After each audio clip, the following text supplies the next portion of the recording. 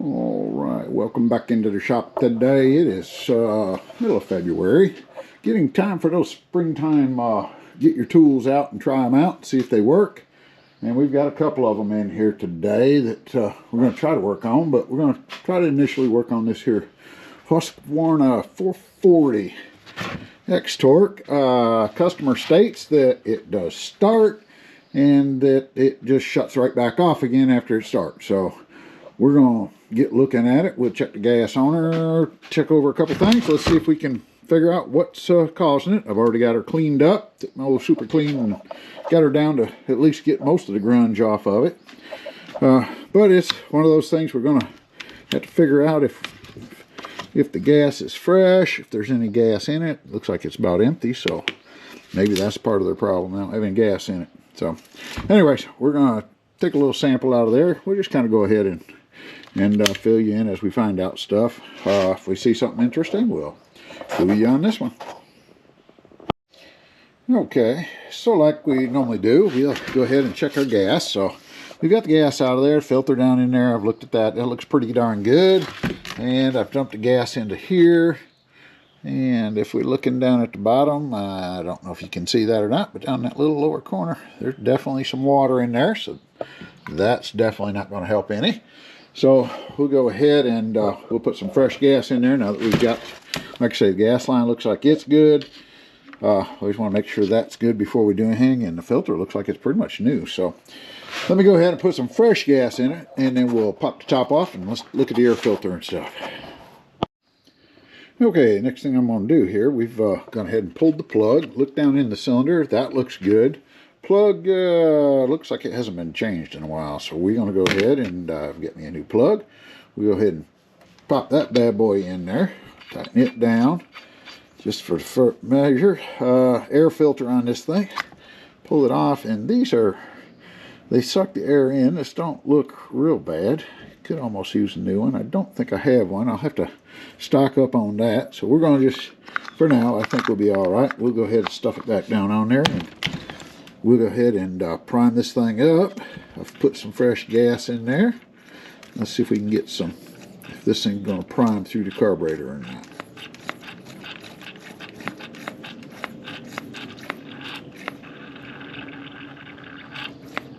A little noise to it. I'm just trying to prime, but I'm not seeing a whole lot of fuel up into the bulb. That might be the problem. We're not getting anything through the carburetor. So I'll take a little closer look at those fuel lines, make sure we are good to go on that. We're not getting any fuel there. So let me go ahead and put the carburetor back in, or the plug back in, tighten it down so I don't forget. We'll pull this back apart and chase these fuel lines and see if we can figure out why they're not getting any gas up into the carb. Okay, I've gone ahead and pulled the carburetor out, and I didn't show any of that, but we got it out. Now, you know, real simple process in here. Trying to get this up out of there is definitely a challenge. Don't highly recommend it, but anyways, if you got to do it, you got to do it. We've got the primer bulb removed, and we've got the hoses all here. And we're going to check, like I say, it's just not sucking. So we're going to just verify that we're able to get gas through these tubes, and they're good. When you do that, you can take a primer bulb, and this tube here, you'll hook up to your long side, and you hook the other one up to the short side. And you should be able to pump this, and if it pumps and gets you gas, you know that your lines are good, and that filled right up. So that means we're able to suck gas up through the bulb and back into the tank. So all that's good. The only thing that's not doing is allowing it to come through the carburetor. So we'll go ahead, and if you question which one it is, it's always sucking out the one side and in the other. And you can blow on that and you'll see which side the gas actually comes back out on. But for this one, that's the way that one goes. So that means there's something in the carburetor that's not quite right. So we'll go ahead and hook that back up and see if we can't figure out, probably take this off and see if we can get to the bottom of this and see if there's something plug in that. So let's go ahead and take those 4 screws out the bottom of that. Clean up a little bit while we're in the process. Okay.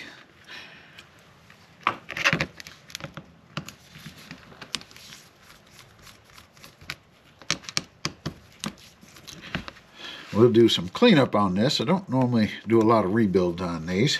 It's almost less expensive to get my friends at Hipa and let them replace the carburetor for me, and it comes with a lot of tune-up parts that I need anyways, and it's almost cheaper than spending a whole lot of time on these. But sometimes you get in here and you'll just have a little bit of trash in a screen or something like that, especially after it's been sitting for the year, if they haven't used it over the winter.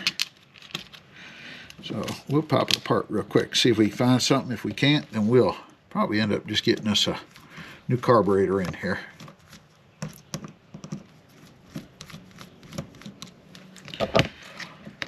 Like I said, after we had to get water in the gas to start out with, that's not a good sign to start with. So, okay. The diaphragm is still flexible, so I wouldn't say that's real bad. That don't look all bad. I don't see any screens that are plugged up. Let's see if we can get this off of there to look at it. Let me clean her off a little bit here first.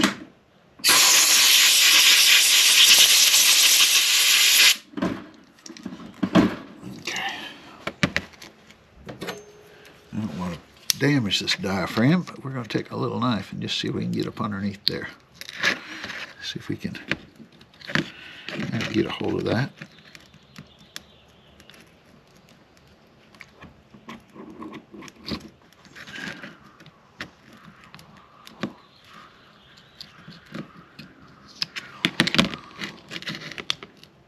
And oh yeah, it's all kinds of corrody nasty in there.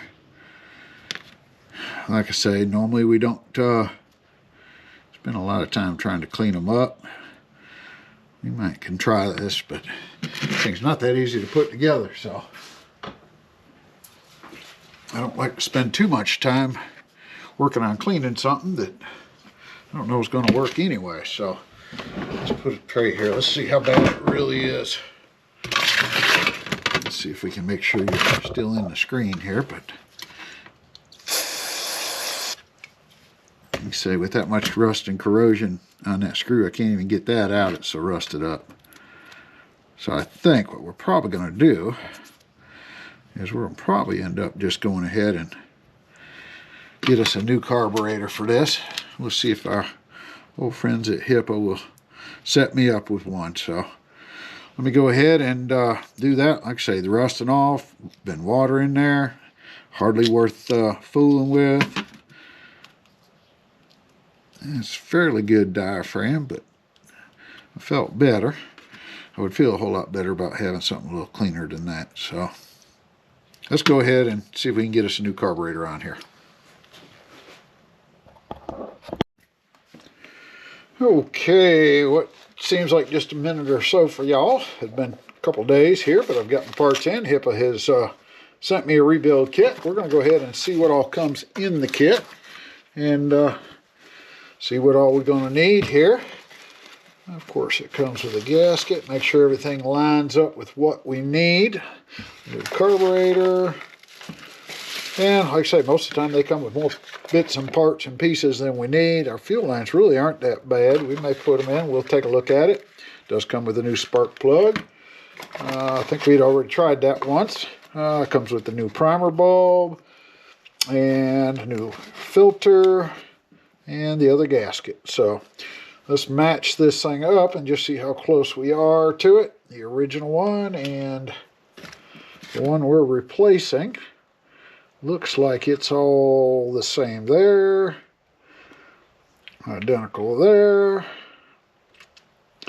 I'll tell you what, I can't tell the difference between the two of them. They look exactly the same, so I think we're good to go on that. So we'll set the old one off to the side so we don't get it confused. May need that one little rubber hose off of there. They did not have that one, so we'll take this one back off here. But like I say, these are not in bad shape anyways. So we'll go ahead and take this and put it right back on the new one. And that, I believe, went back up to the primer bulb. So, alrighty. So everything we should need is here. I don't know if we I think I'm going to try to do a little cleaning up and whatnot inside of here first before we go too much further. It's a little nasty down in the bottom. So let me do that, clean it up, and we'll see if we can get this carburetor set down in place. All right, we got the new carburetor put in here. We got the air filter put back on. New primer bulb is in there. All the fuel lines have been checked. They look good. We've dumped all the old gas out of her. So the only thing I can say about these carburetors are they're no picnic to put in there. They are squeezed in, and it takes a bit to get them where you need them, but it is possible if you play with them long enough, I think. But everything's working, so we'll go ahead and throw some gas in this thing and get ready to try starting around up. Let's see how good the old Hipa carburetor will fire up. If it'll take off right off, I think it will. Normally it does. So let me fuel her up and get ready to give her a pull. Okay, we put some fuel in her. We'll prime her up. We're going to see if she'll take off or not here. Let's see if we can catch all this. I'll try to anyways. We'll give her a pull or two.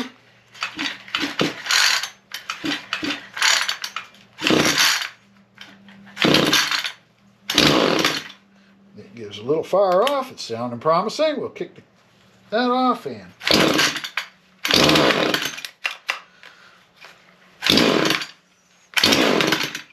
let's give her a little bit of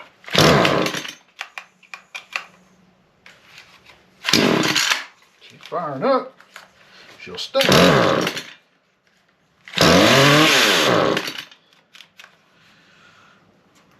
I want to stay running though here for some reason, but she will fire. See if we can go again.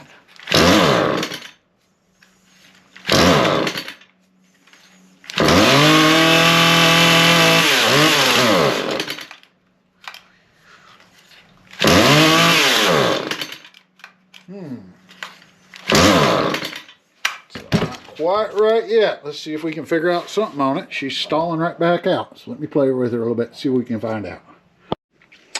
Okay, we got her figured out. It was my bad. There's a little kill wires in here that I forgot to hook back up, and they were just bouncing around down in there. So every time I'd start the saw up, it'd vibrate a little bit and shut her right back off again. So let's see what she does when they're not touching.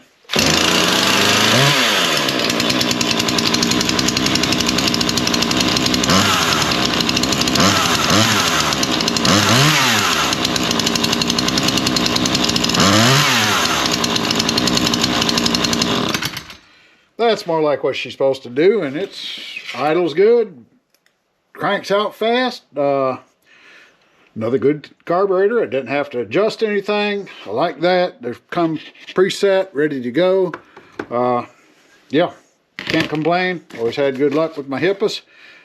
Recommend them. I never had a problem with one of them. So go look for them. They're everywhere. I can leave you a link. Go to Hipa.com. I think they get you to their store. They also sell them, of course, on Amazon. You can find them.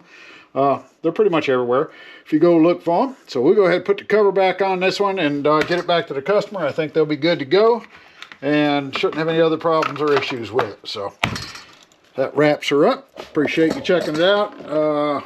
Hope that worked for you. It gives you a little bit of something to go on, and we'll go on to the next product. We'll see what else we got to repair. It's springtime. I have a feeling they're going to start coming in. I don't know. We'll catch you on a couple of the projects. If I come across something real interesting, we'll try to include that in on it. But most of these are, if you watch the videos, I've showed how to put a carburetor and all in. It's pretty much just fight with them. And but it's really just the logical steps of going through, figuring out how to fix them and you know, troubleshooting them down to what it takes to get them running. So there it is. We'll check with you on the next project. Appreciate you checking it out, and see you again soon. Hit that like, subscribe, and share.